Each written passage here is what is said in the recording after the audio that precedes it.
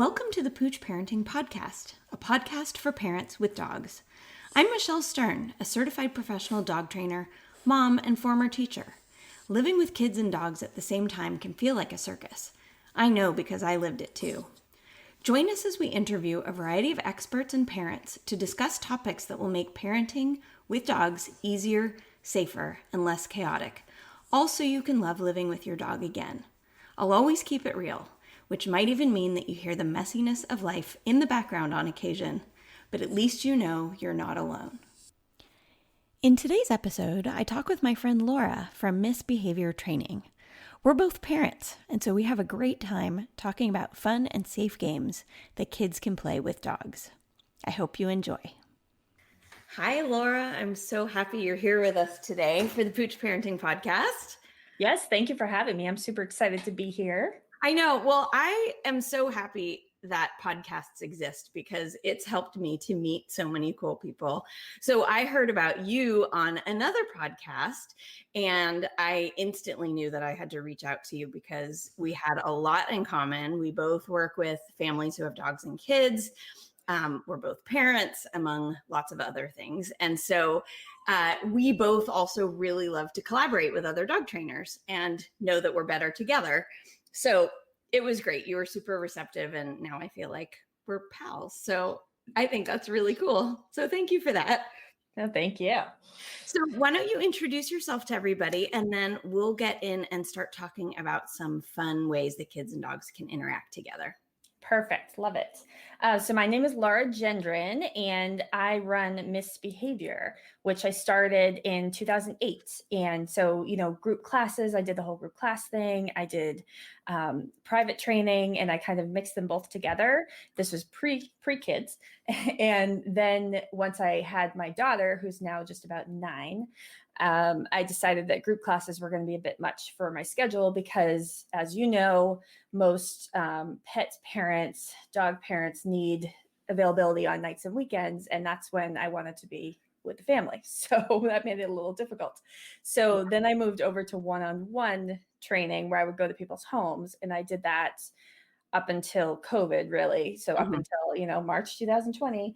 And I was at a conference and I was really excited to be there. And then I found out I had to fly home early. And then I stopped doing in-home stuff at that point. And I was like, I don't really know how to pivot this. I'm not really sure what to do. Yeah. So then I decided to get into the online space. I started doing Zoom consults one-on-one. And then from there, I decided, why stick to one-on-one? Why not try to reach, many more people? So then I created a membership and all that. But meanwhile, I have had my kids home almost the whole time. They just started going back to school in the hybrid fashion. Most weeks, not all weeks. And so I have a 6-year-old and an almost 9-year-old, 6-year-old son and almost 9-year-old daughter. And my daughter wants to be a dog trainer when she grows up too, which has been really fun to have her home to help me with a bunch of this stuff. She's remarkable, I just need to say, because I've had the benefit of seeing some videos of her in action and they're remarkable. And I'm hoping that in the show notes, we can share one of her videos or more. I really love one that she did recently about a consent test where we talk a lot about how do you know if a dog actually wants to be petted? And she explains it beautifully. She's so articulate and it's a really excellent demonstration. So I'm hoping, with her permission and yours, that we can share her consent test video. Yes, she would love that. She wants to be a little, little YouTube star, she's following my footsteps for all this media stuff. So I think it's great. And I think there's plenty of adult trainers on YouTube, but I think she can get an early start as a child who's able to explain things in a way that other kids will understand. She's not going to judge other kids for making bad choices because she knows that when you're a kid, you don't know better and you don't know what you don't know. Right. And so that's why you and I have so much work to do because we support parents to help them know what they don't know.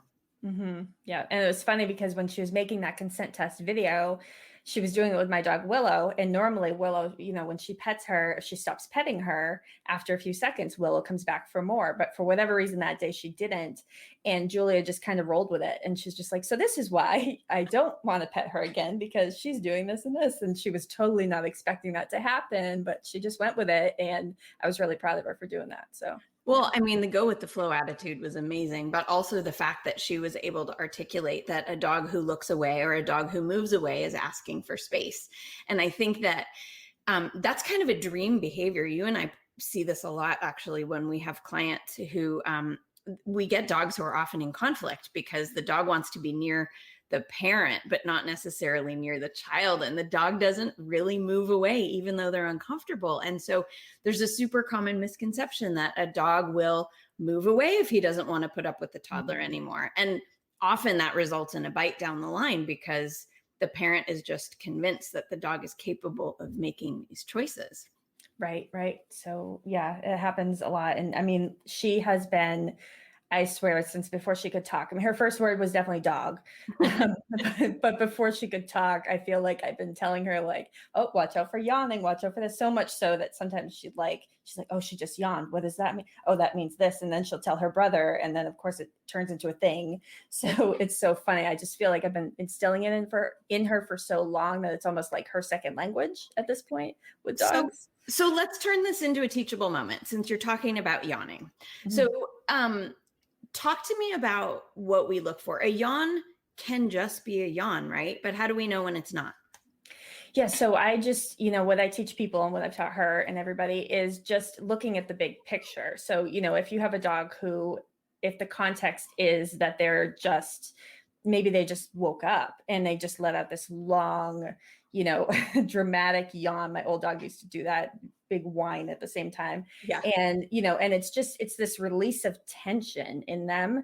But why are they releasing tension? It could be because they just woke up, or because they're tired and they truly are getting ready to go take a nap, or it could be because they're uncomfortable in a situation. So if you look at it as the yawn is a way to just release some tension, I think then you can look at the bigger picture and be like, okay, well, why is she releasing tension right now?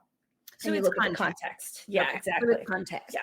So I think that that's really helpful to know, right? I think lip licks are another example of a body language that shows that a dog might be experiencing some stress, but it's again very contextual that not all lip licks are created equal, and that we then maybe have to survey the room and think, oh, what did my dog notice that maybe I didn't notice? And how can I then intervene and support my dog? Yeah, exactly. And I think it's just like with people, right? Or with kids. I mean, there's all kinds of little mannerisms that we have, and some of them are more likely, depending on our own personalities, to mean that we're feeling a little bit more anxious. Like some people might twirl their hair, other people might fidget with something in their hand, other people might, look at the floor more often than other times. So I think it's based on personality too. And as you get to know your own dog better, you'll get to know their own personality. But there is also a very general way to look at things and understanding calming signals and displacement signals and stuff like that. Okay, so then it would seem to me then that before a family was going to try to play any games or encourage their kids and dogs to have any kinds of interactions, and we'll talk about great ways to do that, but it seems that the adults, and if the children are old enough, the kids too, should begin to really truly learn what body language signals to look out for, because games are fun and they're amazing if the dog is fully on board and if the dog is super comfortable. So I have this book and I keep it right by my desk. It's by Lily Chin. Yes. You and I both we love this book. I share this book everywhere. It's called Doggy Language by Lily Chin. And it's this wonderful little pocket size, a little bigger than pocket size book that's written with very easy to understand language and cartoon drawings that show really accurate dog behaviors and context and what it could mean and all of those kinds of things. What I love about this book is that because it's written in cartoon format along with words, is that it suits every age person. And it's a really fun, like table topics kind of discussion. Like at the dinner table, we can pass around the book and everybody can take a turn and open it up to some random page and say, hey, what does this mean? You could quiz people, cover the words and stuff like that. But it seems like in order to have really positive relationships with your dog and for your kids to have positive relationships with your dog, that's like the very number one step, wouldn't you say, is that we understand how our dog is feeling? Yeah, almost always, whether it's adults or kids or whoever, I almost always start with body language, because just again, like with people, like you have to speak a common language, and our dogs obviously can't speak English. So we have to, take that next step, and we have to learn their language. And, do you have to know every little nitty gritty detail before you work with your dog or play a game with your dog? No, I don't think so. But you need to know when your dog is like whispering the discomfort before they start shouting it at you. Mm-hmm. So way before the growling happens, you're going to see the tension in their mouth, or you're going to, with the lip licking and the tongue flicking, which of course, as I teach people, those are two very different things too. Mm-hmm. The lip licking is a more relaxed mouth, whereas a tongue flicking is like a lizard, Mm-hmm. and they tend to have a really tense jaw. Looking at their eyes and their ears, and like my daughter says, sometimes my dog Willow, her ears are back, but the rest of her face and the rest of her body is very relaxed. Mm-hmm. So just because her ears are back doesn't mean that she's not feeling good about something. Right. My old dog does the exact same thing. And my son and I had a conversation about it one day, because he said, Mom, it's really weird that all the stuff you talk about as warning signs, Barley is doing that, but she is so soft and happy. Mm-hmm. Like, so I think you do also really have to know your dog and know the situation as to like, is there anything actually causing stress, or is she just kind of weird and maybe, I don't know, who knows why. Okay. So this is a perfect example, perfect segue. So you've got a foster puppy right now who tends to jump on children, and you've got children. And yet at the same time, we need to try to teach that foster puppy some polite ways to interact with kids while he's at your house. So let's talk about a couple games that you're playing with him and your kids, especially your daughter, who is super savvy. Let's start with ping pong. And can you describe what is it, and how would you play it, and how would you help it be safer when you've got, because puppies have sharp teeth. There's no way around it. Yes. So how can you help him not hurt your daughter by accident while we play games together? Yeah, so I think depending on the age of the kids and the maturity of the kids, you can vary it based on that. So I go more by the maturity and the actions of the kids, because you might have one kid who's relatively calm around the puppy and another kid who's like flailing their arms around all the time, and it doesn't matter how old they are. It's just personality based. So with puppy ping pong, just to kind of explain what that is, it's basically a recall game, or it's a game that's getting the puppy or the dog, you play this obviously at any age, but getting them used to responding to their name or responding to a basic recall type cue to call them back and forth and to tire them out at the same time, which is really nice. Yes. I'm in New Hampshire and we are covered in snow right now. So we had him hopping through the snow to really tire him out, which is very nice.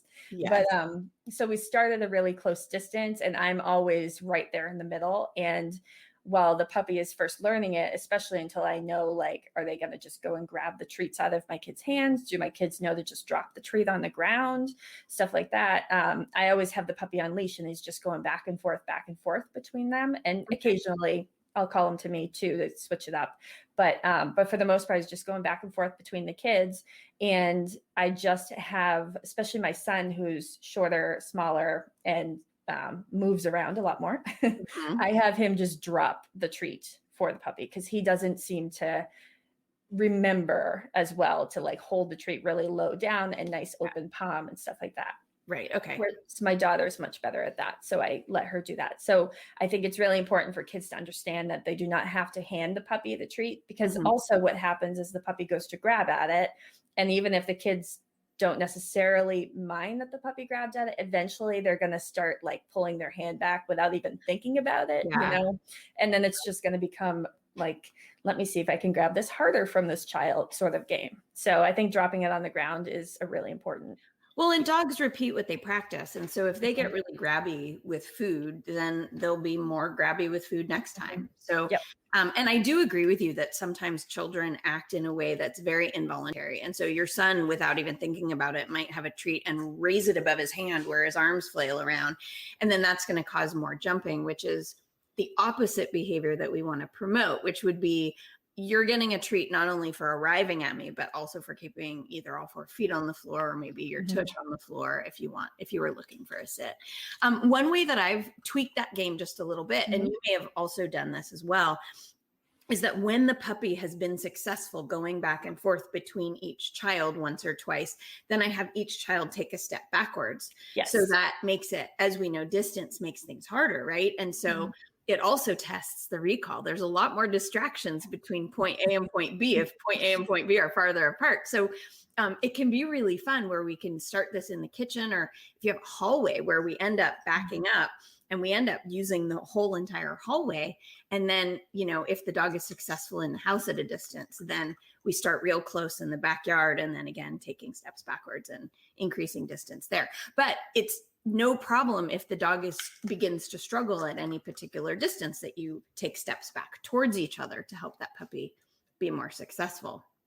Yeah, and we've played a lot of one step beyond that too, especially with my older dog, Willow. We haven't done this with the foster. Well, I just started with the foster puppy this morning, actually, because we're really trying to tire him out, but hide and seek recall. So kind of like puppy ping pong, but, they're hiding behind something or, under something or whatever it is. You have a video of that too. I do. Yeah. So yeah. Cause I was doing a games thing with my membership, and I ended up making one, and it ended up being really cute because I had my son was hiding behind the curtain and all that, but with the understanding that also popping out at your puppy or popping out at your dog could be scary. So you want to obviously build up to that. You want to make sure that you're watching that body language. Is your dog actually enjoying this, or is there some sort of tension in there? And also knowing your child and knowing your child's development, because I don't think every 6-year-old would be suitable to hide alone without a parent and have a dog come and find them, because they may do something unexpected and we're not maybe around the corner or in the closet or behind the curtain to see how the dog's reacting in that particular moment. So I do think that that's a great example of a game where knowing your kid and knowing how capable they are of reading body language or whatever. And it's also, no shame in supervising, like literally standing there in their hiding spot with them. That's okay. It's less cool for the kids because they're like not hiding alone.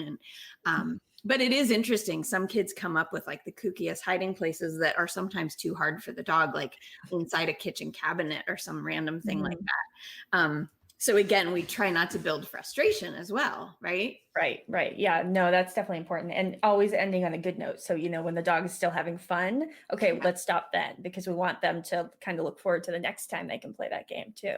Right. I think that's great. So what, can you give us, imagine a family has toddlers and they're really starting to want to build a bond, have the toddler and the dog build a relationship, yet still, of course, not keeping on the rose-colored glasses, right? We understand that toddlers are very unpredictable and very scary to some dogs. So what would be a good game that you could suggest that a super young toddler might begin to interact with a dog? It doesn't have to be a puppy. It could be any age dog. Any age. So another one that I have played that I've used, there's been a lot of variants with, so you could easily do this with a toddler, staying within everyone's comfort zone, is basically if you have your dog or your child behind a gate of some sort, and you are on the same side as one of them. Typically you are with the dog and then the child is on the other side of the gate. And then you add distance between you guys. And if your toddler understands at least basic, like Simon Says type rules, I love playing that because you can control exactly what your child is doing. And you know what's coming next. So you know that if your dog doesn't like when your child jumps up and down, don't do that one. If your dog doesn't like when your child crawls on the ground because, all of a sudden they were crawling and now they've been walking and now they're crawling again. This is weird. Then don't do that one. So I love that Simon Says, because you can get your child doing things that are within your dog's comfort zone, but also you can have your dog on leash and behind a gate. So you have that extra barrier just in case your child, makes a sudden move of some sort that your dog doesn't like or anything like that. So having that extra barrier is really nice. And and you are reinforcing your dog for everything that your child does. So if you say, Simon says, touch your nose, oh, your dog gets a treat. Simon says, touch your toes, your dog gets a treat. So any sort of movement that your child is doing, you're reinforcing your dog for handling that well. And by, taking a look at it and not overreacting to it, stuff like that. And again, you can use distance as much as you want to. So yeah. The other thing that I love about the game, the Simon Says game that you just recommended, is that it's developmentally super appropriate to a toddler because you're giving them only one direction at a time, right? Yes. You're not saying do this whole sequence of events. You're saying do this one thing. And toddlers, depending on the age, of course, and everybody is developmentally different. And we have some kids with delays and whatever. But toddlers of many different ages can follow one direction. Mm-hmm. This is also brings out the teacher in me. Sorry, I have to geek out on this for 1 second. It also is a really great opportunity with toddlers to work on language acquisition skills because we're practicing things like body parts and, up and down and descriptive words and all those kinds of things. So we're not just working on helping my dog think that my wiggling toddler is a great thing, right? Every time the toddler wiggles, I get paid. That's the dream. But we're also teaching the child so much all at the same time. So anytime something is a win-win like that, I go all crazy for it. Yeah. It goes back to when I had my cooking school for children that, so much of what we did was just had multiple layers of learning in terms of literacy and math and stuff like that. And I think with toddlers too, even simple things like, let's count scoops of dog food or let's count, drips of water or any of those kinds of things are really, really good learning opportunities. Yeah. Yeah. No, I've played that with my kids multiple times with each new puppy because I was having puppies come over the summer one at a time to do some training. And so we played a lot of games with them and my kids actually helped me create a bunch of games. But that one has been nice just for almost every single puppy or dog that I've had over in some way, shape or form. Because I've had some that have been a bit more nervous about my kids or more nervous of my son versus my daughter or whoever. And it's worked for every single dog because you can change up the game so much. You can have, again, change up what your kids are doing, change up how much distance there is, change up how long you're doing it for, stuff like that. And, of course, with young toddlers, whether or not they do it when you actually say Simon Says doesn't matter. It's just that concept of, making it into a nice, fun game for them that they can follow. Yeah. I mean, this is so helpful because I think any parent who's listening to this is going to be so relieved that, oh my gosh, even though Michelle is constantly saying that my kids and dogs need to be separated, Michelle is also saying with Laura's help, they can still have a relationship. They can still interact, right? That we need to set everybody up for success. And of course, management is a gigantic portion of that. Mm-hmm. But we're not saying that they can't do stuff together. Right. I think the biggest thing is just being intentional about it. So we're intentionally getting ahead of what's the behavior that we're expecting is going to happen from the child. What's the behavior that we're looking for in the dog? And are we setting things up to be safe using leashes, gates, stuff like that? Right. So I think that's the biggest thing is just being really, really intentional about it. Yeah. I think that's so, so helpful. Do you have any last thoughts on maybe a game, maybe one of the ones your kids helped to develop? Because I love how kid brains work. They're so smart. Yeah. So, I mean, we've done a lot of obstacle course type stuff, but one of the first ones we did, and this was actually inspired by when they first started back in March or April, when they first started their remote schooling stuff, and they were sent home with their activities that they should do at home to stay active. And they got, spell out your name. So if your name is Julia, J is this, do 5 jumping jacks. U is this other thing. L is this other thing. And so they ended up creating this alphabet of different exercises that, the dogs could do. And they would basically spin a wheel or something like that, and then pick a word. And we've also done a variation of that where we have a half full water bottle, and they would take sticky notes, and they would take 10 sticky notes and put them in a circle on the ground. And then they'd take the water bottle and they'd spin it in the middle, and it would end up who knows where. But for the most part, it would point at one of the sticky notes, and then they would have the dog do that task. And it was just kind of a nice way for them to like, while I'm right there, the dog is then performing this thing. So needless to say, my dog Willow got a lot of practice this past year because I only have one dog of my own, but we'd also play it when other dogs came to visit, and it was super fun for them. So give me some examples of what some of the sticky notes said, because some of these dogs, you don't know what they can actually do, right? Right. So it would depend on the dog, but like, so, I mean, pretty basic things. So like sit or lay down. Those were two big ones that we would work on. And then maybe a trick of choice. And sometimes they would just write down like any trick they read on the sticky note. And then just depending on what the dog knew, we could do that. We did some hand targeting type stuff, you know, where they touch your hand with their nose. You know, a basic weight while they put a piece of food on the ground, stuff like that. So it really depending on the skill level of the dog. So what we tend to do is just new sticky note, you know, set up for every single dog. But in some dogs, it was easier than with others, I'll be honest. Oh, I'm sure. Yeah.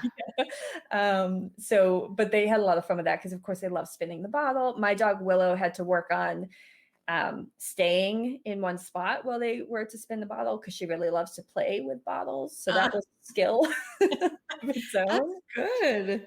Yeah. So that was one that they really loved. You know, they've done like obstacle courses where they set up like a chain of behaviors. So you have to jump over this, and it would just be a household object, you know, anything. And then you have to sit on a mat and then do like maybe 3 different things in a row. And of course I'd help them with that because Willow would just be all over the place. And the puppies, of course, would be all over the place. So we had to keep it fun. Yeah.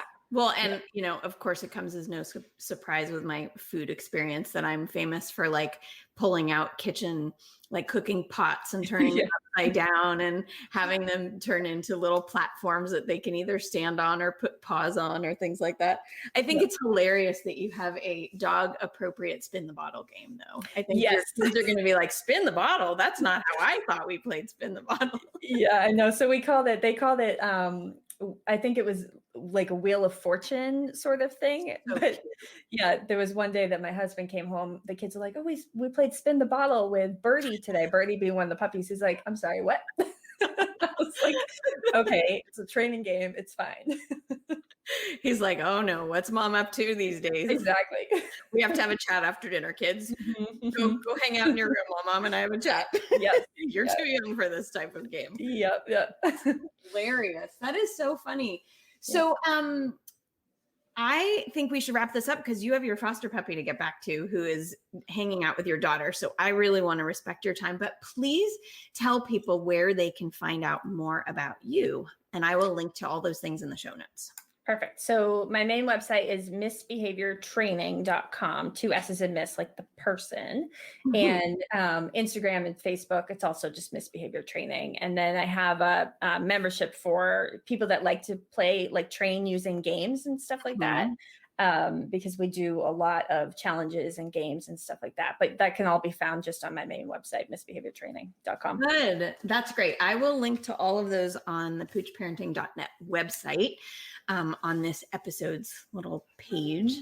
I am so excited that I had another excuse to talk to you and hang out with you today. I really appreciate your time. Yes, this was really fun. I always love talking about like, you know, games that you can play and just like fun things you can do with your dog to make it just more fun for everybody because it can feel really stressful. And I understand that this week, especially with the foster puppy, that it's just, there's really no time to yourself, is there? Well, and I think the other thing, I think you and I should end on this really important educational note for parents is that puppies are super duper hard. And anybody who pretends that they're not, so they can sell you a puppy or adopt you a puppy is not being honest. And I'm not saying you shouldn't do it because I'm crazy for puppies. I love them, but they are so hard. And so if you have kids, toddlers, babies, and you're thinking about getting a puppy, I just really want you to go in knowing what you're in for so that you're not surprised and then feeling like you're going to pull all your hair out. Yes, so true. I mean, they make babies and puppies really cute for a reason, right? So it's just you're really drawn to them. And then it's like, oh, they need me like all the time. Yeah, it's intense. It is Yeah. really hard. So these games are a really great way to keep them engaged in a safe way with your kids. All right, my dear, thank you so much. And I will talk to you again soon, I'm sure. Perfect. Thank you so much for having me. Okay, bye. Bye.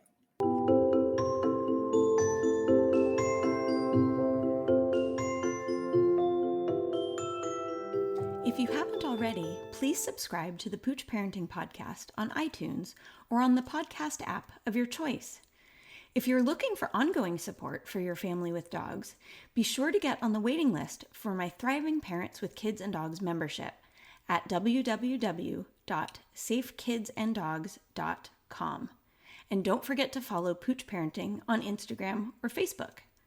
Thanks for listening.